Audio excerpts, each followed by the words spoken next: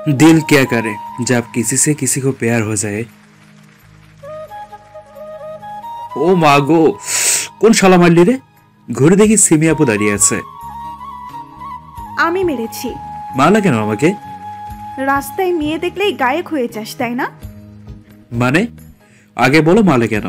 মেয়েটাকে দেখে গান গাচ্ছিলি কেন? কোন মেয়ে? আবার কেন মারলা? মিথ্যে বলতে বারণ করিনি তোকে। সত্যি বলছি, আমি কাউকে দেখে গান গাইনি। তাহলে গান কেন গাচ্ছিলি মেয়েটাকে দেখে? আমি সামনে থেকে দেখি একটা মেয়ে আমার সামনে দিয়ে যাচ্ছে। আবু বিশ্বাস করো, আমি এমনি গান গাচ্ছিলাম, মেয়েটাকে দেখে না। রাস্তায় গান গাচ্ছিলি কেন? ভালো লাগছে না তাই আর কি। এরপর থেকে যদি রাস্তায় গান গাস তাহলে তোর খবর আছে। কি হলো বল? আর গাইবো না। গুড। আজ ভার্সিটি যাবার সময় ডাকিসনি কেন? একটু কাজ ছিল তাই তাড়াহুড়ো করে চলে এসেছি।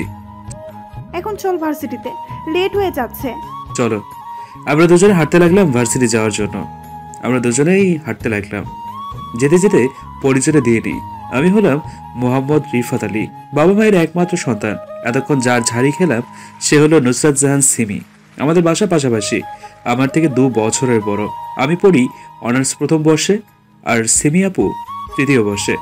আজকেও মার খেলাম কারণ আমি ভার্সিটি যাচ্ছিলাম রোমান্টিক একটা গান গাইতে গেতে, কিন্তু আমি লক্ষ্য করিনি আমার সামনে দিয়ে মেয়ে যাচ্ছিল, কিন্তু সিমি সেটা দেখে ফেলে। বাকিটা দেখলেন, আমি তার থেকে সবসময় দূরে থাকতে চাই, কিন্তু সে আমাকে ছাড়ে না, সবসময় প্যারার ওপর রাখে। আজ আমি ইচ্ছে করে তাকে ভার্সিটি যাওয়ার জন্য ডাকিনি। সবসময় কড়া নজরের ওপর রাখে আমাকে। কোনো মেয়ের সাথে কথা বলতে দেবে না, তাকাতে দেবে না, এটা করতে পারবো না, ওটা করতে পারবো না, মানে এক কথায় সবসময় প্যারার উপর থাকি আর কি। আপনাদের এসব বলতে বলতে ভার্সিটি চলে এসেছি। এই শোন। বলো। মাথা নিচু করে চুপচাপ ক্লাসে গিয়ে ছেলেদের সাথে বসে পড়। প্রতিদিনই একই কথা বলো। কি বললি? না না, কিছু না। যা বললাম তা কর। আচ্ছা। ক্লাসে গিয়ে ছেলেদের সাথে বসে পড়লাম। আসলে প্রথমে আমি সিমিকে একটুও ভয় পেতাম না। ভয় পেতে শুরু করেছি যখন আমার এসএসসি পরীক্ষা চলে। ছোটবেলা থেকেই সিমি আর আমরা পাশাপাশি বাসায় থাকি, যার দরুন ওদের সাথে অনেক সম্পর্ক ভালো। সিমি অনেক ভালো ছাত্রী ছিল, তাই আমাকে পড়ায়। এসএসসি সময় সিমি আমাকে নিয়ে যেত পরীক্ষা দিতে আর নিয়ে আসতো। গণিত পরীক্ষা শেষ করে বাইরে এসে দেখি সিমিকে একটা ছেলে প্রপোজ করছে। সেদিন সিমি তাকে এমন মার মেরেছে, কি বলবো ভাই। সেদিন দেখতে পাই সিমির আলাদা রূপ, আর সেদিন থেকেই সিমি আমাকে প্যারার ওপর রাখে। সেদিন থেকে আজ পর্যন্ত সিমির মুখের উপর তর্ক করিনি, তারপরেও সিমি আমাকে মারে। বাচ্চা ছেলে পেয়ে এত নির্যাতন আল্লাহ কিন্তু সহ্য করবে না, বলে দিলাম। মেয়েদের কথা বাদ দিই, সিমি তো আমাদেরকে ছেলেদের সাথেও মিশতে দেয় না। আমার কাছে একটা স্মার্টফোন পর্যন্ত নেই, শুধুমাত্র সিমির কারণে। স্মার্টফোন ফেরা নাকি আমি খারাপ হয়ে যাব, কিন্তু সে নিজেই আইফোন চালায়। বাবরায় চেট পড়লো যখন ক্লাসে স্যার এলো। ক্লাস করে বসে আছি, সবাই মেয়েদের সাথে গল্প করছে, আমি ছাড়া, কারণ সিমি আপু সব মেয়েদের বারণ করেছে যাতে কেউ আমার সাথে কথা না বলে। তারপরেও একদিন একটা মেয়ে এসে আমার সাথে ভাব জমাচ্ছিল। সেদিন সিমি আপু মেয়েটার চুল অর্ধেক করে কেটে দেয়। সিমি আপু দেখতে প্রচন্ড সুন্দরী, যেমন সুন্দর তেমন রাগী। ক্লাসে বোরিং লাগছে, তাই ভাবলাম কলেজের পিছনে পুকুর পাড়ে যাই। সিমি আপু আমাকে ক্লাস বেরোতে নিষেধ করেছে, তবে এখানে ভালো লাগছে না, তাই চলে গেলাম পুকুর পাড়ে। বসে আছি, কে যেন হাত দিল কাঁধে। তাকিয়ে দেখি অবন্তী আপু। অবন্তী আপু সিমি আপুর সাথেই পড়ে। একা একা কি করছো এখানে?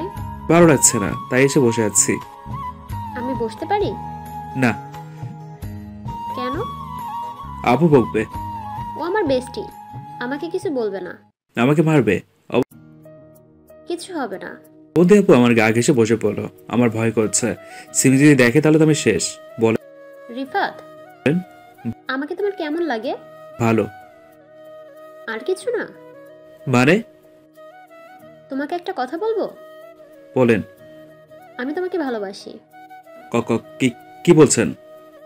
হ্যাঁ রিফাত, আমি তোমাকে ভালোবাসি। প্লিজ আমাকে ফিরিয়ে দিও না। আমাকে জড়িয়ে ধরে, এটা সম্ভব না। কেন? কারণ আমি কিছু বলতে যাবো তখনই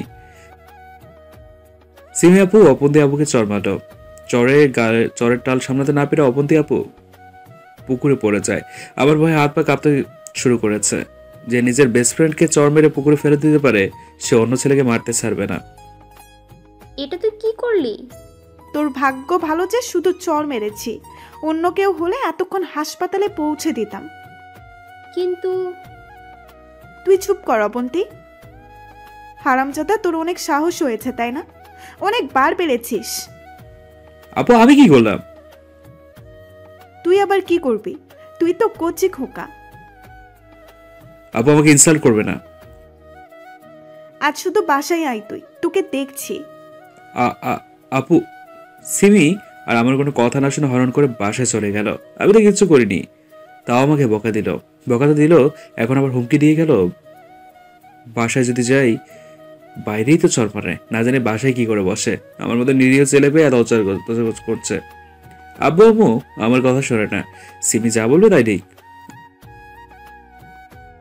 এই কি ভাবছো? আমাকে তুলো। আসুন। আমি অবন্তী আপুর হাত ধরে উপরে তুললাম। থ্যাঙ্কস। অবন্তী আপু জড়িয়ে ধরেছিল, কোত্থেকে সিমি এসে আবার আমাকে ধাক্কা দিয়ে পুকুরে ফেলে দিল। অবন্তী আপু আমাকে জড়িয়ে ধরেছিল, যার কারণে দুজনেই পুকুরে পড়ে যাই। আপু এটা কি করলা? এটা তো কিছুই না, বাসায় চল, মজা দেখাচ্ছি। বাগিস পুকুরে হাঁটু অব্দি পানি, বেশি পানি থাকলে ডুবে যেতাম। ওঠ হারামি, ওঠ। আমাকে ওঠাও। দিন। সিমি আপু আমার হাত নামিয়ে দিল। একাই উঠে আয়, বেশি পানি নেই। এরপর আর দাঁড়িয়ে না থেকে সিমি আমাকে সারা রাস্তা আমার কলার ধরে টেনে নিয়ে এসছে। সবাই রাস্তায় তাকিয়ে ছিল আর হাসছে। আমার লজ্জা কম, ভয় বেশি লাগছে। বাসায় গিয়ে মেরে না ফেলে দেয় আমাকে। আবু ছাড়ো। বেশি বকিস না। সবাই দেখে হাসছে। যে যা খুশি করুক, তুই চুপচাপ চল। আমিও তার কথা মতো চলতে থাকলাম। ওর বিরুদ্ধে গেলে আবার কি করে বলা যায় না। সিমি আমাকে টানতে টানতে ওদের বাসায় নিয়ে গিয়ে ওর রুমে ঢুকিয়ে ভেতর থেকে রুম লক করে দিল। আবু আমাকে যেতে দাও, নাহলে ভিজে থাকলে জ্বর চলে আসবে। ন্যাকামি করিস তাই না? আবু সত্যি বলছি। আজ তোর ভাগ্য শনি পড়েছে। যা করার পরে করিও, এখন যেতে দাও প্লিজ। ঠিক আছে, তবে যাবার আগে 150 বার কান ধরে উঠবোস কর। এতবার করতে তো অনেক সময় যাবে আর অনেক কষ্ট হবে। যাবার উপায় থাকলে এটাই, আর না হলে বসে থাক। আবু তুমি তো জানো বেশিক্ষণ ভেজে থাকলে আমার জ্বর হয়, আর জ্বর হলে আমার খুব কষ্ট হয়। যেতে চাইলে কান ধরে উঠবোস কর, নাহলে বসে থাক। আমি জানি এই মেয়ে খুব জেদি, তাই তার কথা মতো 30 মিনিটে 150 বার উঠবোস করলাম। তারপর আমাকে যেতে দিল। শরীর খারাপ করছে, তার উপর এতবার উঠবোস করার কারণে শরীর দ্বিগুণ খারাপ করছে। বাসায় গিয়ে গোসল করে শুকনো কাপড় পরে নিলাম। আমার এখন অনেক ঘুম পাচ্ছে, তাই চোখ বুঝতে এই ঘুম চলে এলো। ঘুম থেকে উঠে দেখি পাশে ডাক্তার বসে আছে, সাথে আম্মু আর সিমি। চাচি দাঁড়িয়ে আছে। চাচি হলো সিমির আম্মু। এখন কেমন লাগছে বাবা? ভালো না। ভয় পাওয়ার কিছু নেই, জ্বর হয়েছে। এই ওষুধগুলো কয়েকদিন খেলেই জ্বর ঠিক হয়ে যাবে। ডক্টর কিছু ওষুধ দিয়ে চলে গেল। নে কিছু খেয়ে নে। জ্বরের কারণে রুচি নেই। তা বললে তো হবে না, ওষুধ তো খেতে হবে। না খাবো না। বাবা খেয়ে নে। খাবো না। ওই চুপচাপ খা। আমি ওর ধমকে আরো ভয় পেয়ে গেলাম। ওর কারণে জ্বর হয়েছে, আবার যে কি করবে, তাই চুপচুপ খেয়ে ওষুধ খেয়ে নিলাম, নাহলে বিপদ আছে। ওষুধ খেয়ে আবারও ঘুমিয়ে গেলাম। শরীরটা খুব খারাপ করছে। জ্বর হলে আমার অনেক কষ্ট হয়। রাতে যখন ঘুম ভালো তখন আমি ভয় পেয়ে গেলাম আর বড় অবাক হলাম, কারণ আমার পাশে তাকে দেখে সিমি আপু বসে আছে আর ছোট একটা কাপড় পানিতে ডুবাচ্ছে, মানে আমাকে জলপটি দিয়ে দিচ্ছে। কারণ এখানে অসুস্থ বলতে শুধু আমি রয়েছি। কিন্তু এখন বাজে রাত 2টো। এত রাত পর্যন্ত সিমি আমার রুমে আছে, তাও আবার একা। আর সব থেকে বড় কথা, আমার সেবা করছে। কি হলো, ঘুম থেকে উঠলি কেন? ঘুম ভেঙে গেল। খুব কষ্ট হচ্ছে না রে তোর? জ্বর হলে তো কষ্ট হবেই। সরি রে, আসলে আমি শুধু তোকে একটু কষ্ট দিতে চেয়েছিলাম, তবে এত বড় না। না ঠিক আছে। খুব কষ্ট হচ্ছে কি? না ততটা না, সত্যি বলতে অনেক কষ্ট হচ্ছে। তবে ও তো এমনিতেই কাটছে, কষ্টের কথা বললে হয়তো আরো কষ্ট পাবে। আচ্ছা এখন ঘুম যা। তুমি এত রাতে এখানে কেন? তোর জ্বর তো আমার কারণেই তো তোর জ্বর হয়েছে, তাই তোর সেবা করছি। হতে পারে। এখন ঘুমাতো। ঘুম আসছে না। কেন? মাথা ব্যথা করছে। আচ্ছা চোখ বন্ধ কর, আমি মাথা টিপে দিচ্ছি। না থাক, আর কত কষ্ট করবে আমার জন্য? বেশি না বুঝে যা বলছি কর। আমি চোখ বন্ধ করে নিলাম। সিমি আমার একদম কাছে এসে আমার কপালটা টিপতে লাগলো। বেশ আরাম লাগছে। কপাল টিপার পর আমার চুলে হাত বোলাতে লাগলো। আমার প্রায় ঘুম চলে এসছে, কিন্তু সিমি বলে উঠলো, ঘুমিয়ে গেছিস? আমি চোখ খুললাম। কারেন্ট চলে গেছে, তাই রুম অন্ধকার রয়েছে। বাইরে বৃষ্টি হচ্ছে। কারেন্ট না থাকার কারণে সিমি বুঝতে পারেনি আমি জেগে আছি। সিমি আমার কোনো সারা শব্দ না পেয়ে ভাবলো আমি ঘুমিয়ে গেছি। আমার মুখের ওপর গরম নিঃশ্বাস অনুভব করতে পারছি। এটা সিমি, কারণ রুমে তো আর কেউ নেই। সিমি আমার আরও কাছে এলো। আমি ভাবলাম আজ হয়তো কিছুটা পাবো। আমার হার্টবিট দ্রুত হচ্ছে, ধুকপুক করেই যাচ্ছে, কিন্তু সব আশা শেষ হয়ে গেল মুহূর্তেই। সিমি আমার কপালে তার ঠোঁট লাগিয়ে রাখলো কয়েক সেকেন্ড, তারপর আবার কিছুক্ষণ চুলগুলো টেনে দিল।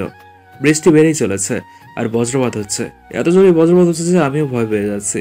সেখানে সিমি তো মেয়ে মানুষ। প্রথম কয়েকবার সিমি ভয় পেলেও আমাকে জড়িয়ে ধরেনি। তবে বজ্রপাত অনেক হচ্ছে, যার ফলে সিমি কাঁথার তলে ঢুকে আমাকে জড়িয়ে ধরে শুয়ে থাকে। কোথায় সে আমার বুকে শুবে তা না, আমাকে তার সাথে জড়িয়ে ধরলো। তাও আবার অনেক জোরে চেপে ধরে আছে। আবার অনেক ভালো লাগছে। প্রিয় মানুষটিকে জড়িয়ে ধরলে কতটা যে শান্তি লাগে সেটা শুধু তারাই জানে যারা জড়িয়ে ধরেছে। হ্যাঁ, আমি সিমিকে ভালোবাসি। সিমিকে ভালোবাসি কলেজ লাইফের শুরু থেকে। কখনো ভালোবাসার কথা বলিনি, কারণ সে আমার বড়। আমি জানি ও আমাকে ভালোবাসে কিনা, আমি জানি না সেটা। তবে আমি তাকে প্রচণ্ড ভালোবাসি, তাই তো তার এত মার খাওয়ার পরও তার কাছেই যাই। আমিও সিমিকে পরম যত্নে জড়িয়ে ধরলাম, এমনভাবে জড়িয়ে ধরলাম যাতে মনে হয় ঘুমের ঘরে ধরেছি। সিমিও আমাকে পরম আদরে জড়িয়ে ধরে শুয়ে পড়ল।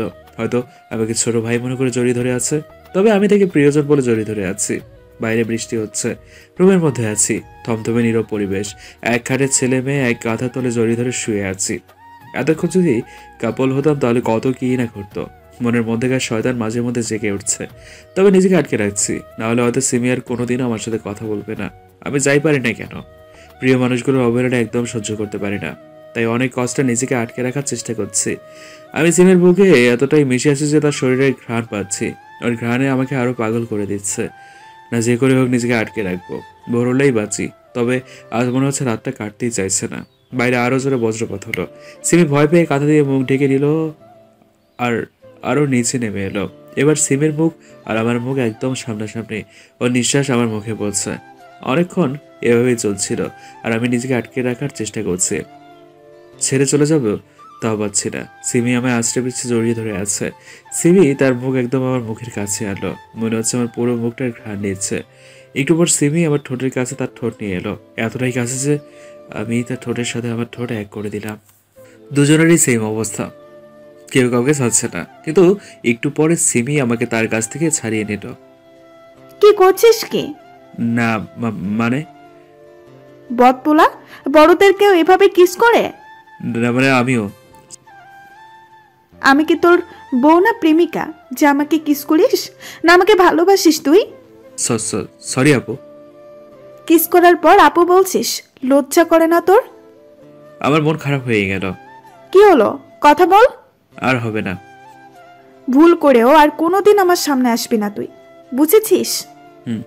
ফজর আদান দিতে শুরু করেছে মসজিদে। তার মানে সকাল হয়ে গেছে। সিমি চলে গেল বাইরে। আমি খুবই কষ্ট পেলাম। সিমিকে না দেখে তো আমি থাকতেও পারবো না। ওকে না দেখলে আমার দিন অসম্পূর্ণ থেকে যায়। যখন ইন্টার সেকেন্ড ইয়ারে পড়ি তখন গ্রামে মামাতো বোনের বিয়ে, তাই যেতে হয়েছিল। সিমিকে আম্মু নিয়ে যেতে চেয়েছিল, তবে সিমির পড়া ছিল তাই সে যায়নি। গ্রামে যেতে 4 ঘন্টা সময় লেগেছিল। সেদিন সিমিকে দেখতে পাইনি। সেদিন মনটা খুব খারাপ লাগছিল। তাই সন্ধ্যার দিকে আমি আবার বাসায় চলে আসি শুধুমাত্র সিমিকে দেখার জন্য। সিমিকে শুধুমাত্র একটা বার দেখার জন্য কত কি না করেছি। আর এখন তার সামনে যেতে বারণ করে দিল। তার সামনে যেতে বারণ করেছে, দেখতে তো বারণ করেনি। এক রাতে জ্বর ঠিক হয়ে গেল। আগে 1 সপ্তাহ না ঠিক হতো না। ফ্রেশ হয়ে নিয়ে শুয়ে আছি আর রাতের কথা ভাবছি। এখন আবার নিজের উপর রাগ হচ্ছে। কেন সে কিস করতে গেল? কিস না করলে হয়তো এখন সিমি আমার সাথে থাকতো। আম্মু আমাকে খাবার দিয়ে গেল। আমি হালকা নাস্তা করে ওষুধ খেয়ে শুয়ে থাকলাম। একা একা ভালো লাগছে না, তাই ভাবলাম ভার্সিটিতে গিয়ে কয়েকটা বন্ধু বানিয়ে নিই, কারণ এখন সিমি আর আমার সাথে কথা বলবে না। সেহেতু আমি এখন স্বাধীন, যা ইচ্ছে করে বেড়াবো। ভার্সিটিতে গিয়ে ক্লাসে কয়েকটা ছেলে বন্ধু বানালাম আর কয়েকটা বান্ধবী বানালাম। আজকে সিমি আসেনি ভার্সিটিতে। ক্যান্টিনে বসে কফি খাচ্ছিলাম, আর তখন অবন্তী আপু এলো। কি করছো? কফি খাচ্ছি, খাবে? হুম। তারপরে অবন্তীর জন্য কফি নিয়ে এসে গল্প করতে বসলাম। আচ্ছা, কথাটার ব্যাপারে কি ভাবলা? কোন কথা? প্রপোজালটার? আমিও তোমাকে ভালোবাসি। সত্যি? হুম। অবন্ধি এসে জড়িয়ে ধরলো। কিচ্ছু করার নেই আমার। সিমি তো আমাকে না করে দিল। তার জন্য সারা জীবন দেবদাস হয়ে থাকবো নাকি? এখন সবকিছু করে বেড়াবো যেসব সিমি আমাকে করতে বারণ করেছিল। চলো সোনা পার্কে যাই।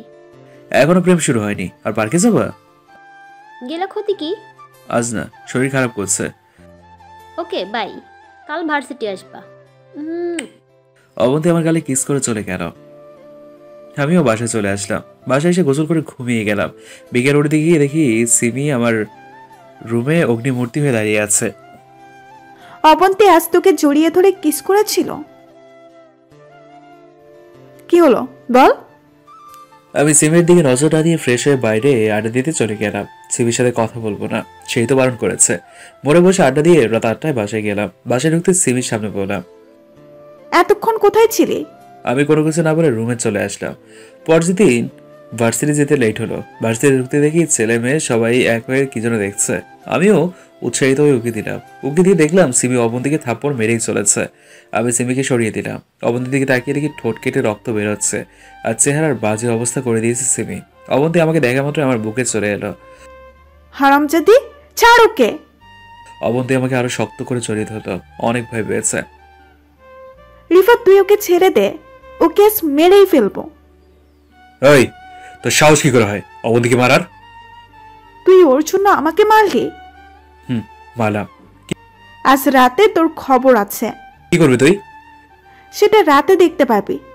সিমি চলে গেল। অবন্তীকে শান্ত করে জিজ্ঞেস করলাম সিমি কেন মারলো। অবন্তী বলল, সিমি যখন জানতে পারলো তোমার সাথে আমার প্রেম চলছে, তখন সিমি আমাকে বলল যাতে তোমাকে ছেড়ে দিই। আমি না বলাতে সিমি আমাকে এভাবে মারলো। আচ্ছা এখন বাসায় যাও। অবন্তীকে বাসায় পাঠানোর পর আমি বাসায় গেলাম। নে পাঞ্জাবিটা পরে আয়, কেন? তোর বিয়ে দিব কার সাথে? সিমির সাথে। কাজের বুয়াকে বিয়ে করব, তাও ভালো, কিন্তু সিমিকে বিয়ে করব না। কি বললি? করবো তো। রাগ করো কেন? আব্বু এখন সিরিয়াস মোডে আছে, তাই কিছু বলতে পারলাম না। বাধ্য হয়ে বিয়েটা করে নিতাম। মনে মনে লাড্ডু ফুটছে আবার। আজ প্রথম বাসর রাত, তাও প্রিয়জনের সাথে। বাসর ঘরে ঢুকে গেলাম। সিমি খাটে বসে আছে। আমি দরজা আটকিয়ে তার কাছে গেলাম। তুমি আব্বুকে কি বলেছ যে আজই বিয়ে দিয়ে দিল? কেন? আমাকে ভালোবাসো বললেই তো হতো, বিয়ে কেন করে? তোমাকে সাহায্য করার জন্য। আপু মাফ করে দাও, আর হবে না। বউকে আপু ডাকিস, লজ্জা করে না? তার মানে তুমি আমাকে স্বামী হিসেবে মেনে নিয়েছো? হুম। তুমি আব্বুকে কি বলেছো যে আজকে বিয়ে দিয়ে দিল? আমি বলেছি আমার গর্ভে তোমার সন্তান রয়েছে, বিয়ে না দিলে সুইসাইড করব। বাস, বিয়ে হয়ে গেল। তাহলে তো তোমার মিথ্যেকে সত্য করতে হয়। একদম না। আজ কিচ্ছু শুনবো না। আমার লজ্জা করছে। লাইটটা অফ করে দিচ্ছি। লাইট অফ হয়ে গেল। এখন আমি মিশনে গেলাম। মিশন শেষে আবার আসবো। ধন্যবাদ।